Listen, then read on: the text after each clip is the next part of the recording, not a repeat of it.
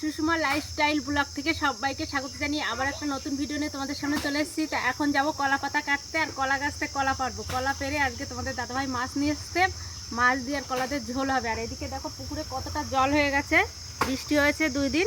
আর বাবা জলের মধ্যে দিয়ে মাটি উঠাচ্ছে কিভাবে, পুরো পুকুরটাই বাঁধা হয়ে গেছে। আর 2 দিন মাটি কাটলে হয়ে যেত, কিন্তু বর্ষায় জল ভরে দিয়েছে পুকুরে।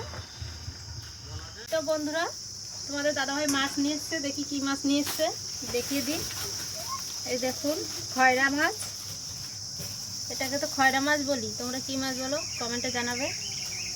এই মাছ দিয়ে আর কলা দিয়ে আজকে ঝোল হবে। তো মাছগুলো এখন কেটে নেব।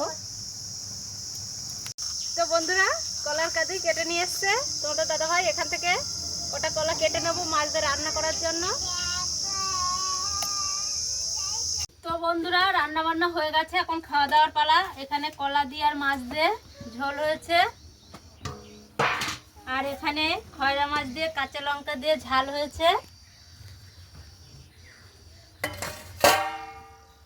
তো ভিডিওটা কেমন হয়েছে আমাকে কমেন্ট করবে, আর যারা ইউটিউব থেকে দেখছে আমাকে সাবস্ক্রাইব করবে। দেখা হবে পরের ভিডিওয়ে। টাটা।